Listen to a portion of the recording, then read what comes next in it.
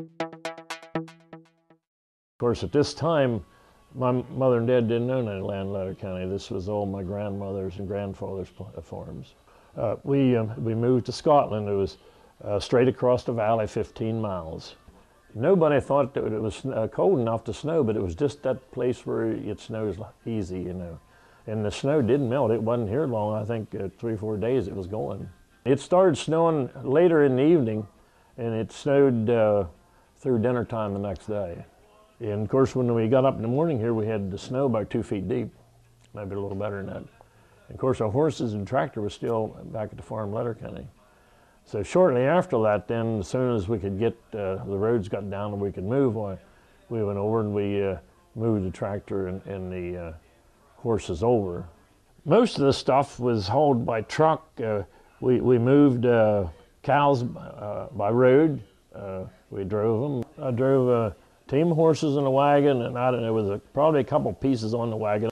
I thought it was hot stuff, you know. And of course, I've been driving horses for years before that.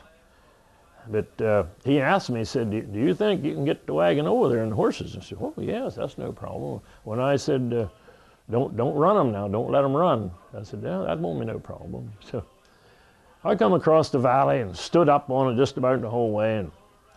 And I think I passed 3 or 4 cars the whole way over here. In fact, nobody looked at me, so I just sat down. I was getting tired. When I got out here close to Henrietter's orchard, and all at once the wagon stops, kind of suddenly. And so I get out and look, and here there was a big guard post sitting there, which I couldn't see it. And it just caught the end of the wagon bed by about a foot. And the horses, they were standing there, and so I said, well, back up, you know, back up. They wouldn't move.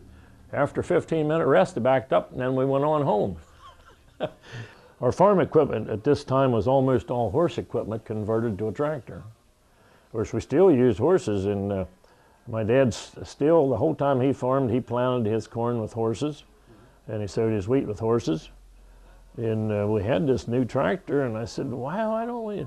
Yeah, we said, when you're sitting on the corn planter back there, you can tell if it's working or not.